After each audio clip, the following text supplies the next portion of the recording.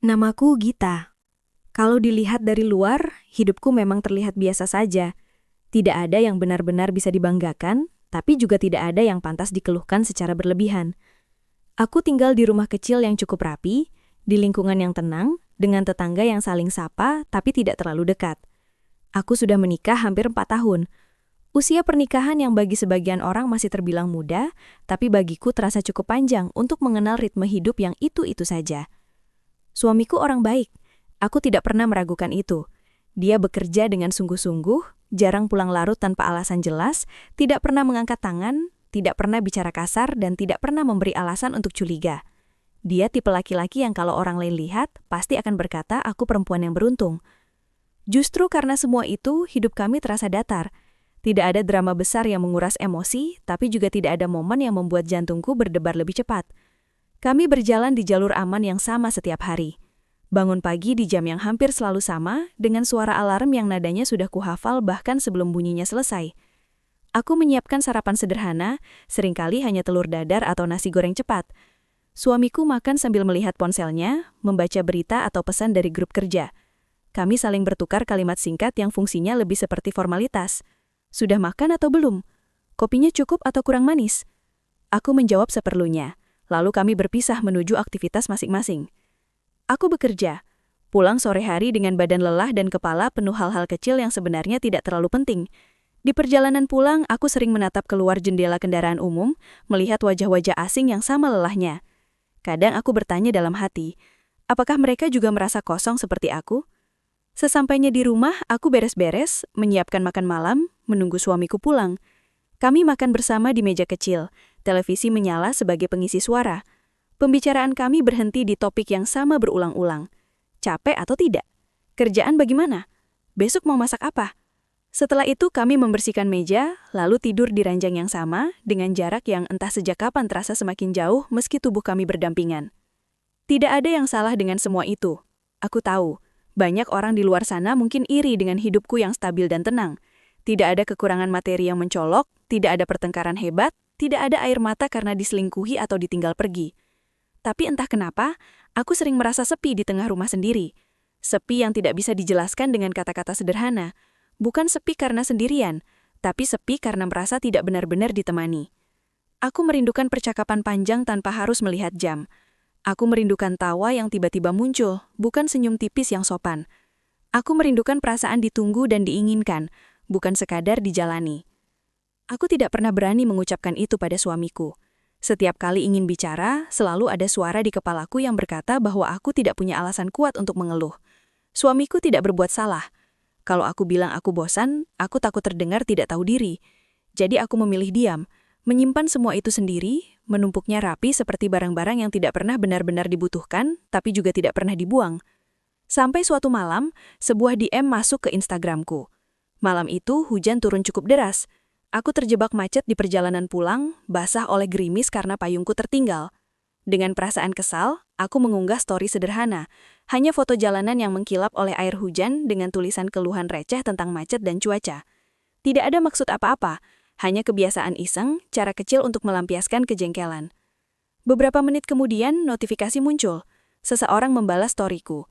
Awalnya aku tidak terlalu memperhatikan, aku pikir hanya teman lama atau kenalan biasa. Saat ku buka, aku membaca balasannya dan tanpa sadar aku tersenyum. Kalimatnya lucu, ringan, tidak berusaha sok dekat.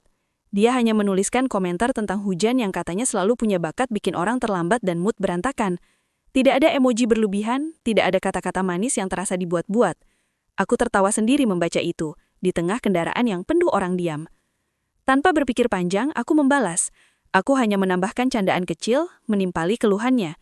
Dari situ, obrolan ringan pun dimulai.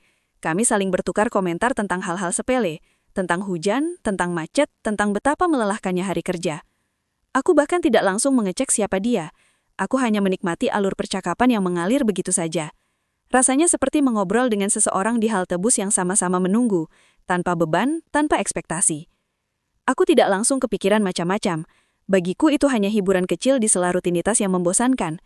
Toh kami hanya bertukar candaan. Tidak ada rayuan, tidak ada pujian berlebihan, tidak ada pertanyaan pribadi yang melampaui batas. Hanya dua orang asing yang sama-sama suka bercanda dan sama-sama sedang lelah. Aku merasa lebih ringan.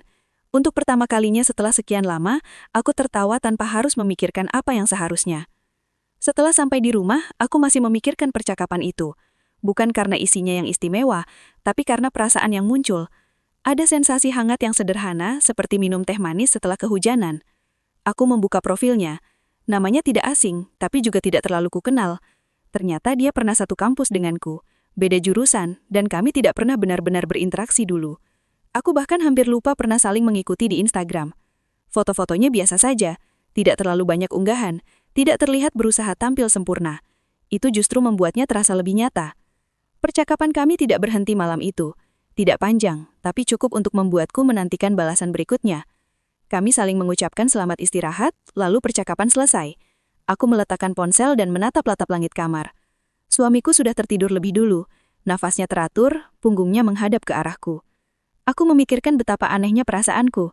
Tidak ada yang salah, tapi ada sesuatu yang bergerak pelan di dalam dadaku. Hari-hari berikutnya berjalan seperti biasa, tapi dengan satu perbedaan kecil yang terasa signifikan. Aku mulai sering mengecek ponsel. Bukan dengan gelisah, tapi dengan rasa penasaran yang samar. Kadang ada balasan darinya, kadang tidak. Percakapan kami tetap ringan, tentang pekerjaan, tentang makanan favorit, tentang film yang terakhir ditonton. Tidak pernah ada kata-kata yang menjurus, tidak pernah ada niat yang diucapkan. Tapi di antara baris-baris kalimat itu, aku merasa didengarkan. Setiap kali aku bercerita, dia menanggapi dengan penuh perhatian. Tidak memotong, tidak mengalihkan topik. Hal sederhana yang sudah lama tidak kurasakan. Aku mulai menyadari sesuatu yang tidak menyamankan. Aku lebih bersemangat menceritakan hariku padanya daripada pada suamiku. Bukan karena aku ingin menyembunyikan sesuatu, tapi karena obrolan itu terasa hidup. Aku bisa bercanda tanpa merasa aneh. Aku bisa mengeluh tanpa merasa bersalah. Aku bisa menjadi diriku sendiri tanpa takut dihakimi. Sementara di rumah, aku sering memilih diam karena tidak ingin memperpanjang percakapan yang ujung-ujungnya terasa hambar. Aku berusaha menepis perasaan itu. Berkali-kali aku meyakinkan diri bahwa ini hanya fase, hanya kesenangan kecil yang muncul karena kejenuhan.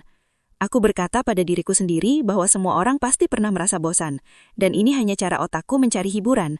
Aku tidak melakukan apapun yang melanggar batas. Aku tidak berbohong, aku tidak menghapus pesan, semua masih dalam batas yang menurutku wajar. Tapi batas itu mulai terasa samar. Aku mulai menunggu pesan darinya di jam-jam tertentu. Aku mulai tersenyum sendiri saat membaca balasannya. Aku mulai merasa hari-hariku lebih berwarna karena percakapan singkat di layar kecil itu. Aku juga mulai merasa bersalah, meski tidak tahu pasti kenapa. Setiap kali suamiku bertanya kenapa aku terlihat lebih sering memegang ponsel, aku menjawab seadanya. Tidak berbohong, tapi juga tidak sepenuhnya jujur. Malam-malamku berubah. Aku sering terjaga lebih lama, bukan karena tidak mengantuk, tapi karena pikiranku penuh. Aku memikirkan hidupku yang tenang tapi kosong. Aku memikirkan diriku yang dulu yang lebih banyak tertawa dan bermimpi. Aku memikirkan betapa mudahnya seseorang yang hampir tidak kukenal membuatku merasa lebih hidup hanya dengan kata-kata sederhana. Aku mulai bertanya-tanya, kapan terakhir kali suamiku bertanya tentang perasaanku, bukan hanya keadaanku. Aku tahu aku sedang berdiri di ambang sesuatu yang berbahaya. Tapi anehnya, aku tidak langsung mundur. Ada bagian dalam diriku yang menikmati perhatian itu. Bukan karena aku ingin berpaling, tapi karena aku merasa akhirnya ada yang melihatku, bukan hanya menjalani hidup bersamaku. Aku merasa seperti seseorang yang sudah lama haus, lalu diberi seteguk air. Tidak cukup untuk kenyang, tapi cukup untuk membuatku ingin lebih. Aku tidak tahu kalau DM sederhana itu akan mengubah banyak hal. Aku tidak tahu bahwa percakapan receh tentang hujan dan macet akan membuka pintu pada perasaan-perasaan yang selama ini kupendam. Aku tidak tahu bahwa di balik layar ponsel itu, aku sedang melangkah pelan ke sesuatu yang tidak pernah kurencanakan. Saat itu aku hanya tahu satu hal. Untuk pertama kalinya setelah sekian lama, aku merasa tidak sendirian, dan perasaan itu, sejujurnya, terasa sangat berbahaya. Hari-hari berikutnya, DM itu terus berlanjut. Tidak pernah terasa memaksa, tidak juga terasa kosong. Selalu muncul di waktu yang anehnya pas. Saat aku sedang duduk di meja kerja dengan kepala berat karena tugas menumpuk, notifikasi muncul dengan kalimat ringan yang membuat sudut bibirku terangkat tanpa sadar. Saat aku menunggu angkutan yang terlambat datang, ada cerita singkat darinya tentang kejadian konyol yang ia alami. Semua terasa sederhana, tapi konsisten. Dan justru konsistensi itulah yang perlahan membuatku terbiasa. Namanya Rama, nama yang biasa saja, tapi kini terasa akrab di pikiranku. Aku mulai mengasosiasikan namanya dengan perasaan ringan, dengan jeda kecil di antara rutinitas yang menjemukan, dengan suara notifikasi yang kini terdengar berbeda di telingaku. Aku tidak pernah menyebutkan namanya keras-keras, tapi aku sering mengulangnya dalam hati. Dia tidak pernah bertanya soal statusku di awal, tidak pernah menyinggung apakah aku sudah punya pasangan atau belum, dan aku pun tidak pernah menjelaskan. Bukan karena ingin menyembunyikan, tapi karena tidak pernah merasa perlu. Pembicaraan kami tidak mengarah ke sana. Kami bicara soal hal-hal kecil yang entah bagaimana terasa penting. Musik yang kami suka dan lagu-lagu yang punya kenangan masing-masing. Film yang membuat kami kesal karena endingnya mengecewakan. Pekerjaan yang melelahkan, atasan yang menyebalkan, klien yang sulit dimengerti. Semua mengalir begitu saja, tanpa jeda canggung, tanpa usaha berlebihan. Aku merasa nyaman, terlalu nyaman. Ada rasa aman yang aneh saat berbicara dengannya. Seolah aku tidak perlu memilih kata dengan hati-hati. Aku bisa menjadi diriku yang apa adanya, dengan keluhan kecil, dengan candaan receh, dengan emosi yang kadang tidak rapi. Dan Rama menerimanya begitu saja. Tidak menertawakan secara berlebihan, tidak meremehkan, tidak mencoba mengubah ceritaku menjadi tentang dirinya. Dia mendengarkan, sungguh-sungguh mendengarkan. Setiap ceritaku selalu ditanggapi, tidak pernah dibiarkan menggantung. Jika aku mengeluh tentang hari yang berat, dia tidak langsung memberi solusi. Dia tidak berkata bahwa aku harus kuat atau bersyukur. Dia hanya berkata bahwa hari seperti itu memang melelahkan, dan tidak apa-apa merasa capek. Kalimat sederhana tapi mengena. Sesuatu yang belakangan jarang aku rasakan di rumah. Di rumah, setiap keluhanku sering berakhir dengan saran singkat atau diam yang panjang. Bukan karena suamiku tidak peduli, tapi karena mungkin dia tidak tahu harus berkata apa. Atau mungkin karena dia sudah terbiasa melihatku sebagai seseorang yang selalu baik-baik saja.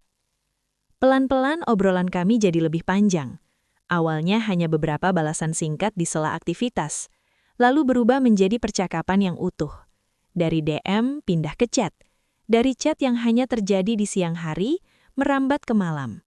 Dari sekedar bertanya kabar, menjadi saling bercerita tentang hal-hal yang bahkan tidak penting.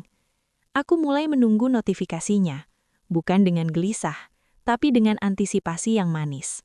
Aku mulai tersenyum bahkan sebelum membuka pesannya, seolah aku sudah tahu, apapun yang dia tulis akan membuatku merasa lebih baik.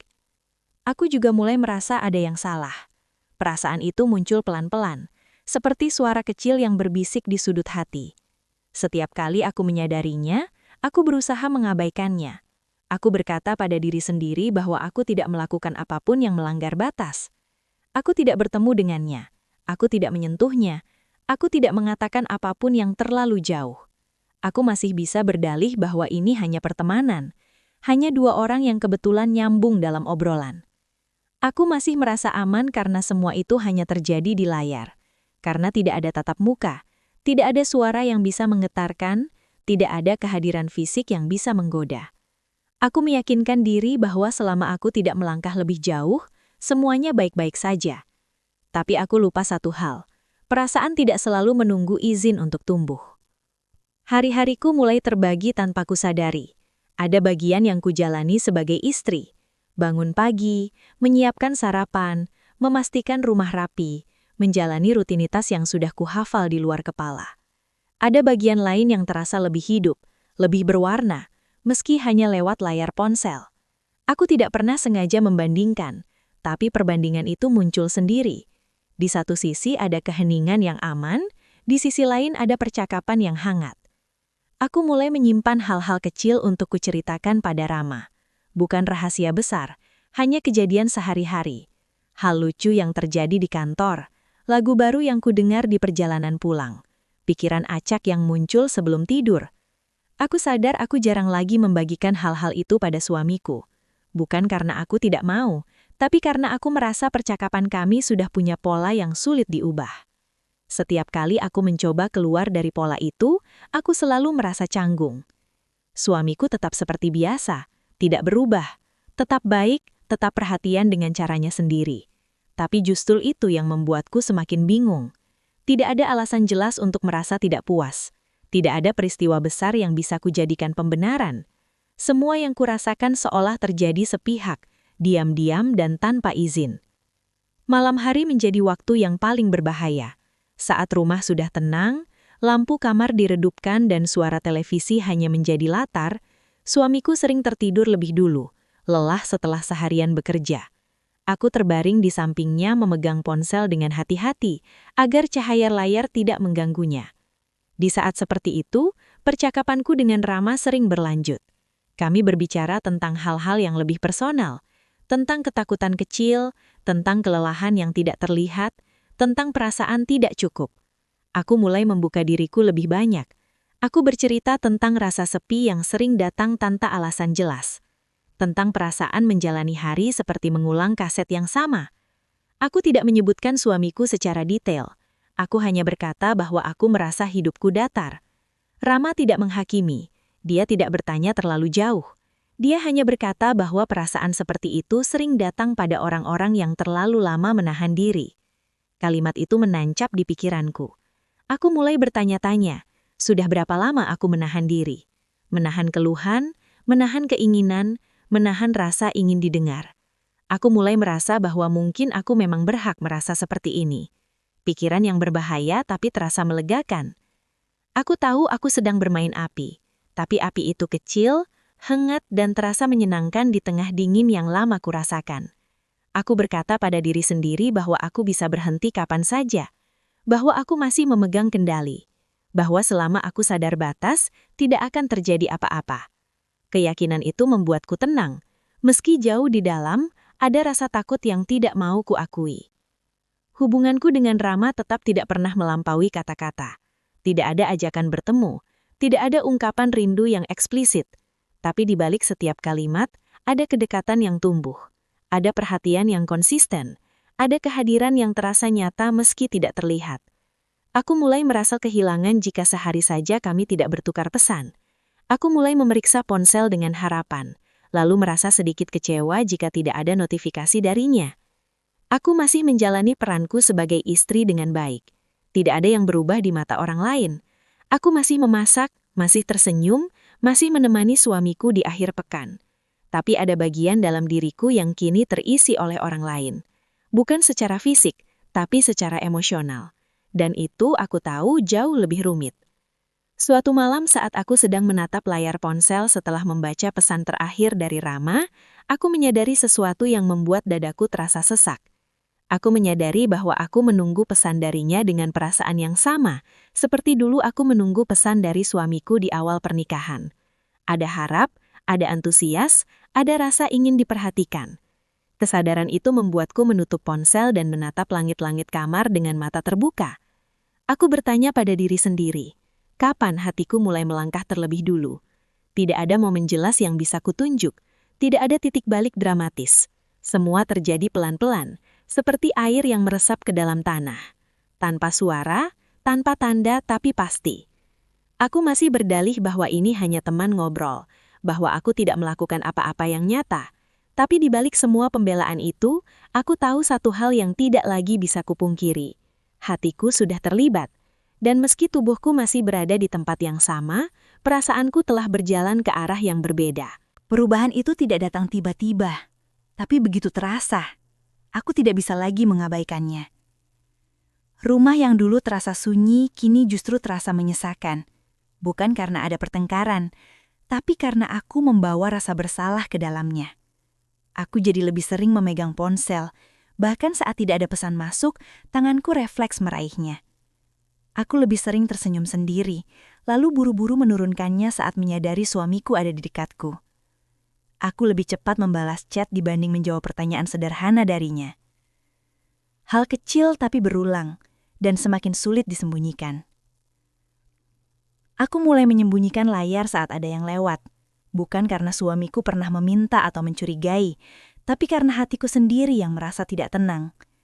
Setiap kali layar ponselku menyala dan nama Rama muncul, ada sensasi campur aduk yang sulit dijelaskan. Senang, tapi juga takut. Hangat, tapi disertai rasa bersalah yang menempel seperti bayangan. Aku tidak pernah benar-benar berniat menyembunyikan, tapi tubuhku bergerak lebih cepat dari pikiranku. Seolah ada bagian dari diriku yang tahu bahwa apa yang kulakukan sudah melenceng, meski aku terus menyangkalnya. Suamiku masih sama, tetap pulang di jam yang relatif sama, tetap bertanya dengan nada datar tapi tulus, tetap mengajakku makan malam bersama. Tapi aku berubah. Aku lebih sering menjawab singkat, lebih sering tidak fokus. Kepalaku sering melayang ke tempat lain, ke percakapan yang belum selesai, ke balasan yang mungkin akan masuk.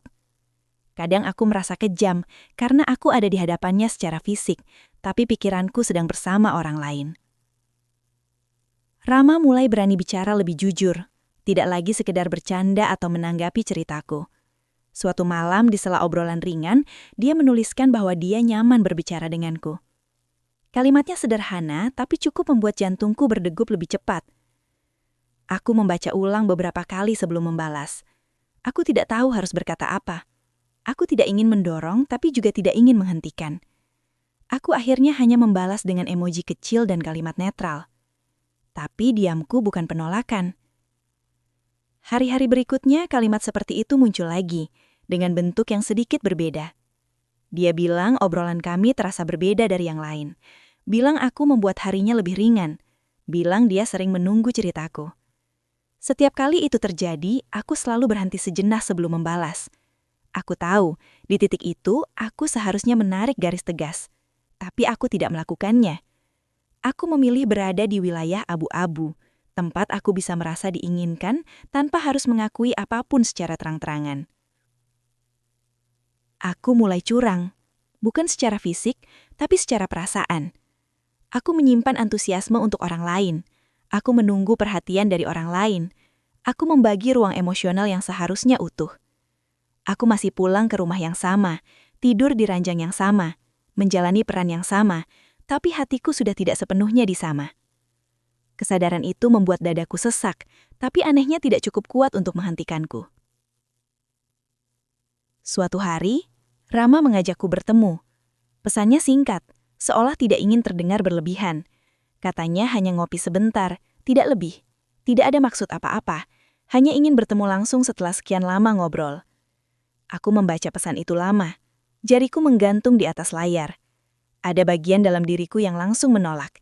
Ini sudah terlalu jauh. Ini sudah bukan wilayah aman. Tapi ada bagian lain yang lebih keras suaranya.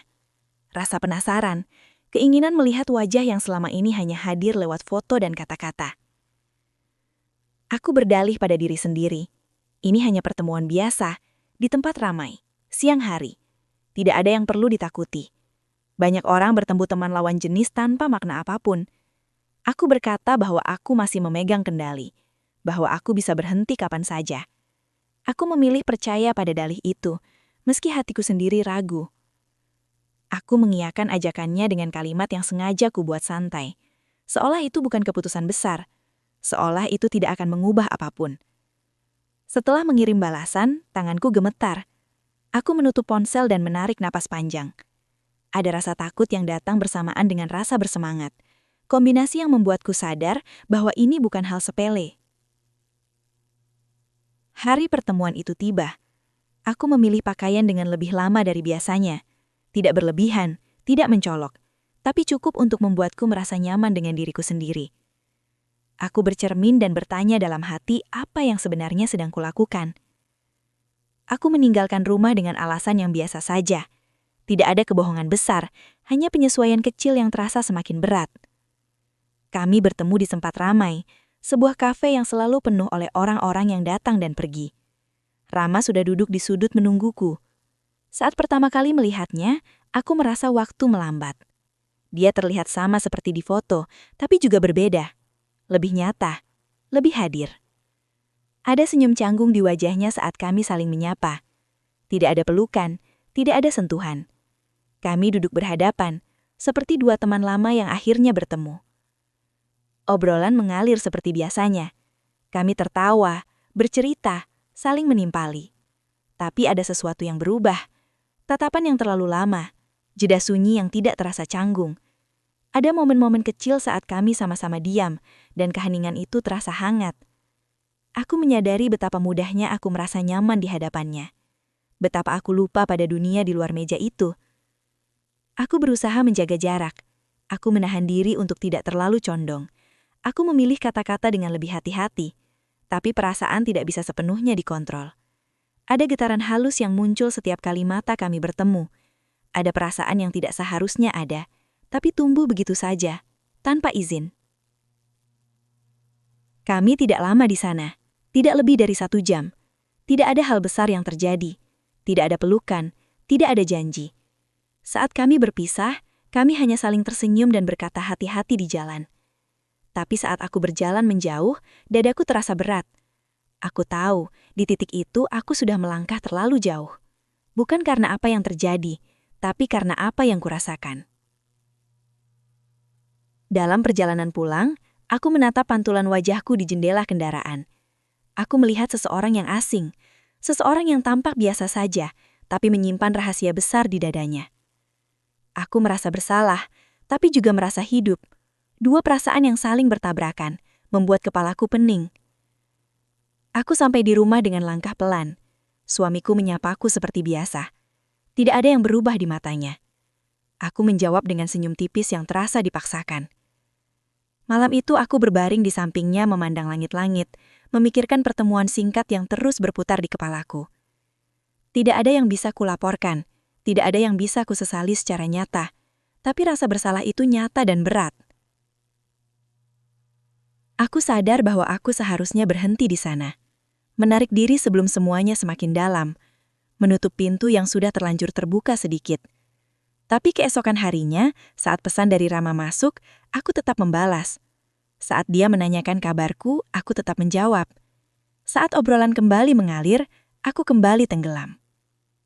Aku tahu, aku sudah melangkah terlalu jauh. Aku tahu aku sedang menuju arah yang salah. Tapi aku tetap melanjutkannya. Bukan karena aku tidak tahu resikonya, tapi karena di titik itu, aku belum siap melepaskan perasaan yang akhirnya membuatku merasa berarti lagi. Hubunganku dengan Rama berubah perlahan. Tanpa pengumuman, tanpa kesepakatan. Aku hanya menyadari suatu hari bahwa obrolan kami tidak lagi terasa ringan seperti awal.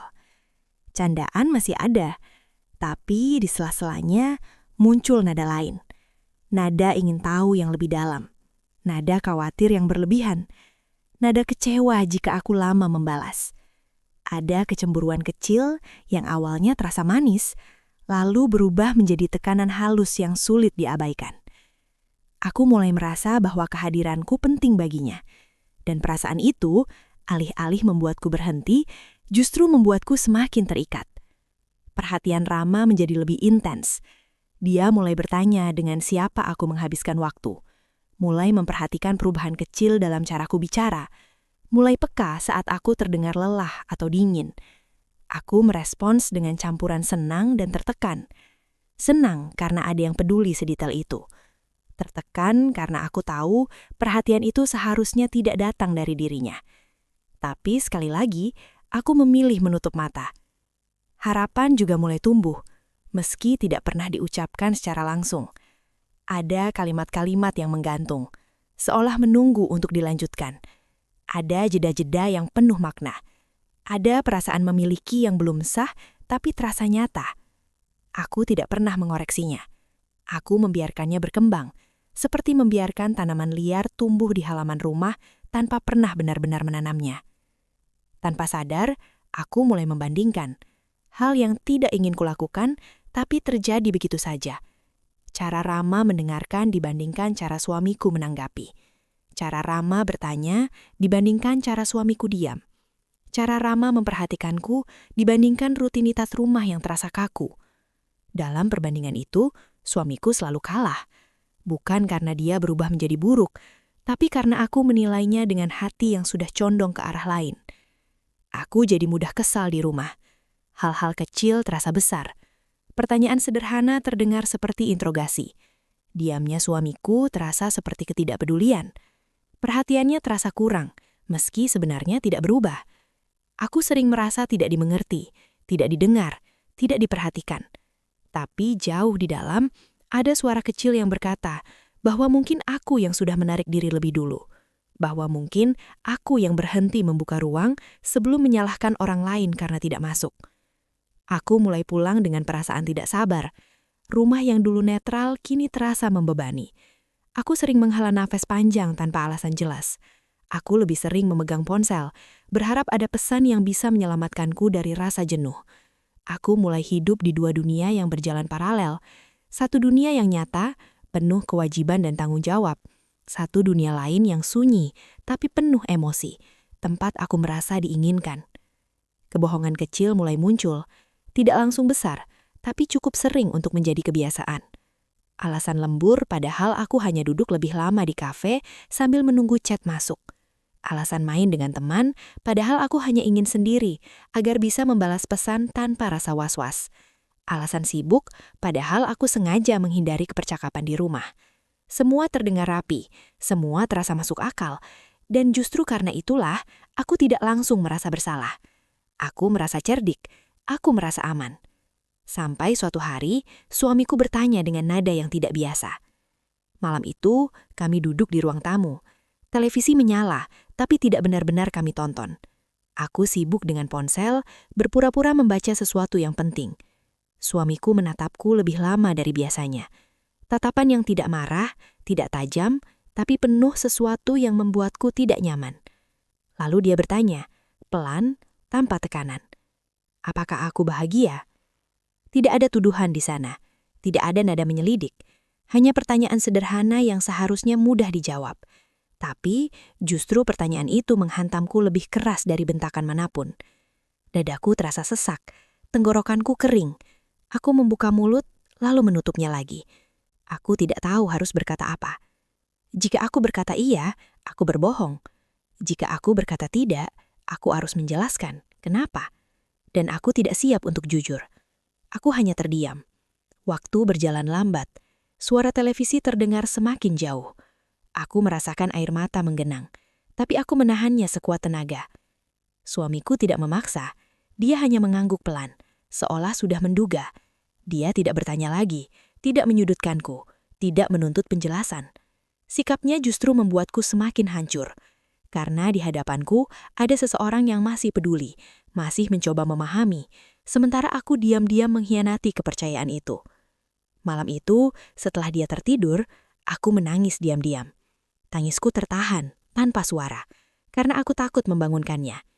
Air mata itu bukan karena aku ketahuan, bukan karena aku dipergoki, tapi karena aku akhirnya sadar. Sadar bahwa aku sedang menghancurkan sesuatu yang dulu aku perjuangkan. Pernikahan yang tidak sempurna, tapi nyata. Hubungan yang mungkin membosankan, tapi dibangun dengan niat baik. Aku mempertaruhkannya hanya karena aku merasa kosong dan memilih jalan yang salah untuk mengisinya. Aku menyadari bahwa rasa sepi yang kurasakan tidak pernah dibicarakan. Aku memilih diam terlalu lama, lalu mencari pelarian yang terasa lebih mudah. Aku tidak berusaha memperbaiki, aku malah mencari pengganti. Kesadaran itu menyakitkan. Membuatku melihat diriku sendiri dengan jujur, dan aku tidak suka apa yang aku lihat. Aku mengambil ponsel dan menatap layar chat dengan ramah. Ada pesan darinya yang belum kubalas. Kalimat sederhana, menanyakan kabarku. Biasanya aku akan langsung menjawab, dengan senyum kecil yang muncul otomatis. Tapi malam itu, aku hanya menatapnya lama. Aku memikirkan semua yang telah terjadi, semua perasaan yang tumbuh tanpa izin, semua kebohongan kecil yang terasa semakin besar. Aku tahu Rama bukan orang jahat. Dia tidak memaksaku. Dia tidak memanipulasi. Dia hanya hadir di saat aku membuka celah. Kesalahan itu bukan sepenuhnya miliknya. Kesalahan itu milikku. Aku yang membiarkan hatiku berjalan terlalu jauh. Aku yang tidak menetapkan batas saat seharusnya. Aku yang memilih nyaman daripada benar. Dengan tangan gemetar, aku menutup aplikasi chat itu. Aku berhenti membalas. Bukan sebagai hukuman, tapi sebagai keputusan. Keputusan yang terasa berat, tapi perlu. Hari berikutnya, pesan lain masuk. Aku membacanya, lalu kembali diam. Setiap kali keinginan untuk membalas muncul, aku mengingat wajah suamiku saat bertanya apakah aku bahagia. Aku mengingat rasa sesak di dadaku malam itu. Menghentikan sesuatu yang membuatku hidup ternyata tidak semudah yang kukira. Ada rasa kehilangan, ada rasa hampa yang kembali datang. Tapi kali ini aku memilih untuk tidak lari. Aku membiarkan rasa itu ada, meski menyakitkan. Aku tahu, jika aku ingin memperbaiki, aku harus berani merasa tidak nyaman terlebih dahulu. Aku belum tahu bagaimana caranya. Memperbaiki semua ini, Aku belum tahu apakah semuanya masih bisa diselamatkan. Tapi untuk pertama kalinya setelah sekian lama, aku tahu satu hal dengan pasti. Aku tidak ingin terus hidup dalam kebohongan sekecil apapun bentuknya. Dan keputusan untuk berhenti membalas chat Rama malam itu adalah langkah pertamaku untuk berhenti menghancurkan diriku sendiri. Butuh waktu lama untuk memperbaiki semuanya. Tidak ada tombol ulang. Tidak ada cara cepat untuk menghapus apa yang sudah tergores. Percayaan bukan sesuatu yang bisa diminta kembali hanya dengan permintaan maaf. Aku mempelajarinya dengan cara yang paling menyakitkan. Setiap hari terasa seperti berjalan di atas pecahan kaca yang tidak terlihat. Aku harus berhati-hati dengan kata-kata, dengan sikap, dengan caraku hadir di rumah. Aku memilih jujur, meski risikonya besar. Bukan kejujuran yang brutal, bukan juga pengakuan yang penuh detail. Aku tidak menceritakan setiap percakapan, setiap perasaan kecil yang sempat tumbuh, tapi aku mengakui bahwa aku salah. Aku mengakui bahwa aku telah membuka ruang yang seharusnya tertutup. Aku mengakui bahwa aku mencari pelarian alih-alih berbicara. Kalimat-kalimat itu keluar dengan suara bergetar, disertai rasa takut kehilangan yang akhirnya kuhadapi secara langsung.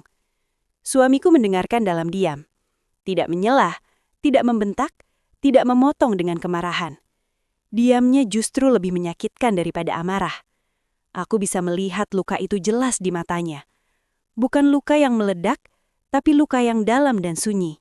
Luka karena dikhianati secara emosional. Luka karena menyadari bahwa orang yang tidur di sampingnya setiap malam pernah memilih berbagi perasaan dengan orang lain. Aku tidak akan pernah lupa ekspresinya saat itu. Campuran kaget, sedih, dan kecewa yang berusaha dia tahan. Dia tidak bertanya terlalu banyak, tidak menggali detail yang mungkin hanya akan menyakitinya lebih jauh.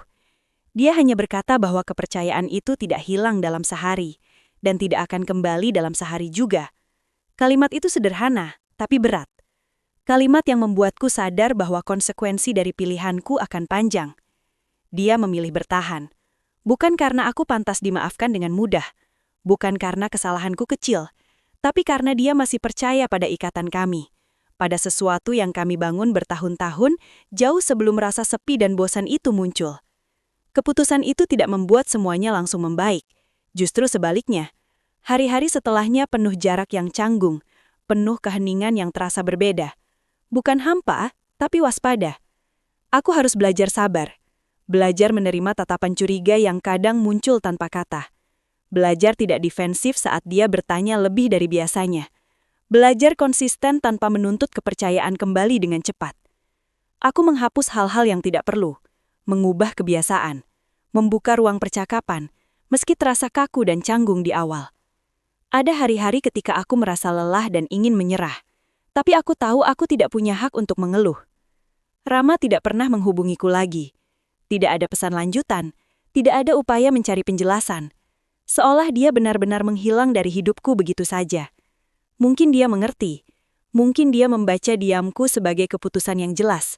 Mungkin juga dia sudah melanjutkan hidupnya dengan seseorang yang benar-benar tersedia. Aku tidak tahu. Dan pada akhirnya aku tidak ingin tahu. Mencari tahu hanya akan membuka pintu yang susah payah kututup. Ada masa-masa aku teringat padanya. Bukan dengan rindu yang menggebu, tapi dengan kesadaran pahit. Tentang bagaimana sesuatu yang terasa kecil bisa tumbuh menjadi masalah besar. Tentang betapa mudahnya manusia terjebak dalam perasaan merasa dipahami. Aku tidak menyalahkannya. Aku juga tidak lagi menyalahkan diriku dengan berlebihan. Aku memilih belajar, meski terlambat. Yang aku tahu sekarang, perselingkuhan tidak selalu dimulai dari niat buruk, tidak selalu dari rencana jahat atau keinginan menyakiti. Kadang hanya berawal dari DM lucu, dari obrolan ringan yang terasa aman, dari rasa tidak puas yang dibiarkan terlalu lama tanpa pernah dibicarakan, dari kelelahan yang dipendam sampai akhirnya mencari jalan keluar yang salah. Kesalahan terbesarku bukan jatuh cinta pada orang lain. Perasaan seringkali datang tanpa izin. Kesalahan terbesarku adalah tidak menjaga batas saat aku masih bisa berhenti. Saat semuanya masih berupa kata-kata. Saat aku masih punya pilihan untuk mundur tanpa melukai terlalu banyak pihak. Aku memilih nyaman daripada benar. Dan harga dari pilihan itu mahal. Sekarang aku menjalani hari-hari dengan kesadaran yang berbeda. Hubunganku dengan suamiku tidak kembali seperti semula. Dan mungkin tidak akan pernah persis sama. Ada retak yang tidak terlihat tapi terasa. Tapi di antara retakan itu, kami mencoba membangun ulang sesuatu yang lebih jujur, lebih terbuka, lebih dewasa. Tidak selalu indah, tapi nyata. Pesan moralnya sederhana, meski sering diabaikan. Saat hubungan terasa hambar, jangan cari rasa di tempat yang salah. Jangan mencari validasi dari orang yang tidak seharusnya. Bicarakan meski canggung, perbaiki meski berat, atau akhiri dengan jujur jika memang tidak bisa dipertahankan. Karena sekali kepercayaan rusak, penyesalan tidak pernah datang tepat waktu.